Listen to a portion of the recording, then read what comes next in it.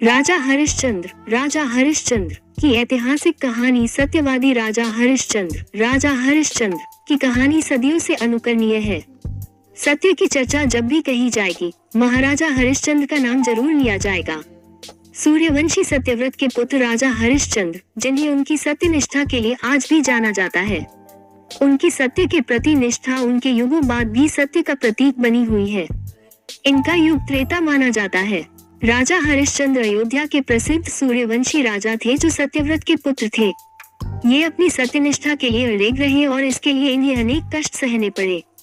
ये बहुत दिनों तक पुत्रहीन रहे, पर अंत में अपने कुलगुरु वशिष्ठ के उपदेश से एवं वरुण देव की उपासना से इन्हें पुत्र प्राप्त हुआ।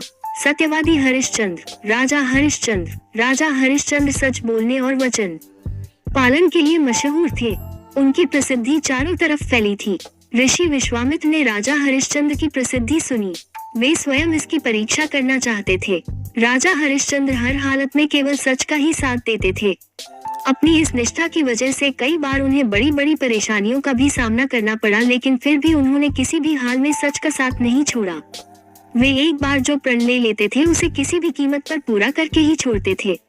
राजा हरिश्चंद्र ने सत्य के मार्ग पर चलने के लिए स्वयं तक को बेच दिया था। सपना और सब त्यागना। इनकी पत्नी का नाम तारामती था और पुत्र का नाम रोहिताश्व।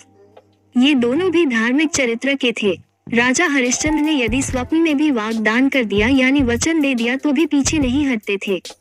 ऋषि विश्वामित्र की शक्ति से राजा हरिश्चंद्र ने सपना देखा कि उन्होंने अपना सारा राजपाट विश्वामित्र को दान में दे दिया है। अगले दिन जब विश्वामित्र उनके महल में आए तो उन्होंने विश्वामित्र को सारा हाल सुनाया और साथ ही अपना राज्य उन्हें सौंप दिया। आगे बढ़ने से पहले चैनल को सब्सक्राइब कर ले, लाइक और शेयर जरूर करें।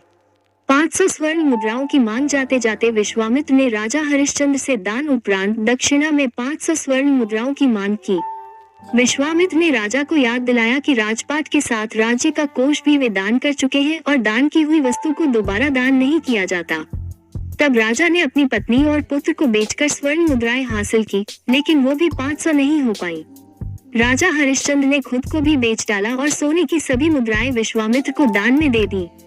अपनी मर्यादा को निभाया। राजा हरिश्चंद्र ने खुद को जहां बेचा था, वो शमशान का चांडाल था। राजा हरिश्चंद्र के पुत्र की मृत्यु जो शवदाह के लिए आए मृतक के परिजन से कर लेकर उन्हें अंतिम संस्कार करने देता था। एक रात्रि को सर्प के काटने से राजा के पुत्र की मृत्यु हो गई। असहाय रानी तारा रोती बिलखती अपने पुत्र को शमशान में अंतिम क्रिया के लिए लेकर जा रही थी।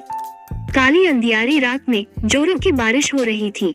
बादल गरज रहे थे, बिजली चमक रही थी और अभागन माता अपने पुत्र के शव को अकेली शमशान लेकर पहुंची। वहां पर राजा हरिश्चंद्र ने रानी को बिना देखे ही शमशान करके लिए आदेश दिया।